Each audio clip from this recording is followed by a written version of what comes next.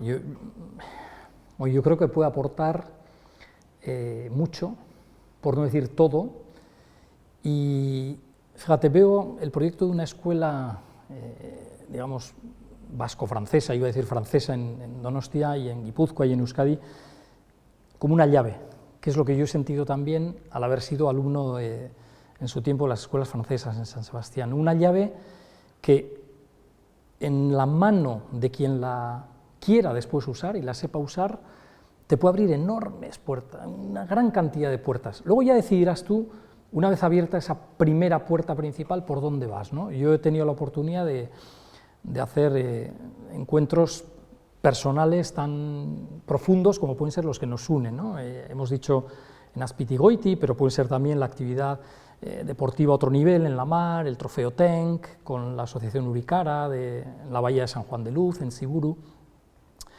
también en Angelu, con otras asociaciones, o sea que ese ámbito asociativo, ¿no? Está, por supuesto, en mi caso también, el ámbito profesional, o sea, el haber tenido la ocasión y la suerte de que mis padres me obsequiaran en su tiempo con esa llave, es decir, vamos a inscribirte, a matricularte en un colegio, que es el Colegio Francés en San Sebastián, me ha dado esa llave, me dio esa llave hace muchos años ya y joder, me ha permitido trabajar 11 años en Bayona como director de un établissement tel que Musée de France d'ailleurs, et c'est pas donné à tout le monde, quoi.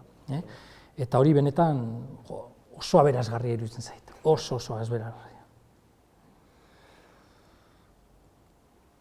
Pour moi, c'est vrai que la Bidasoa, c'est quelque chose qui a fait partie de mon quotidien parce que j'ai grandi à 100 mètres de la Bidasoa.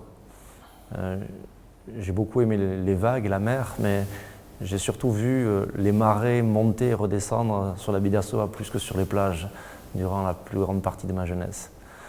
Et donc ça fait partie de mon expérience visuelle quasi journalière. Et c'est vrai que, voilà, étant petit-fils de personnes issues du sud de la Bidasoa, ça a toujours été quelque chose d'assez poreux, même si on a vu l'arrivée de l'Espagne dans l'Union européenne, qui a été un gros changement, la disparition de ces postes frontières.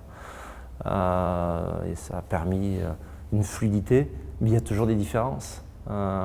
Il suffit très simplement de passer d'Andaï à Fontarabie un dimanche après-midi ou d'Andaï à Irun, même dimanche où on verra pas grand-chose se passer à Andaï, alors qu'on verra beaucoup de gens se balader dans la rue, bien sûr, en fonction des horaires. Donc il y a des choses qui sont différentes. Moi, j'ai eu la chance de grandir donc, à Andaï, avec à l'époque plein de jeunes de mon âge qui venaient à l'école française, qui venaient donc pour apprendre le français, mais on entendait ces petits copains parler espagnol. Je ne vais pas dire que je maîtrisais l'espagnol étant jeune, parce qu'il a fallu que je passe par la formation classique au collège, en quatrième. J'ai appris l'anglais d'abord, mais j'avais quand même l'espagnol dans l'oreille. J'ai fait une démarche un peu plus tardive avec le basque, mais c'est sûr que pour moi, la maîtrise de la langue peut aider beaucoup de choses, mais partager des expériences communes, ça peut aider aussi à créer une certaine unité.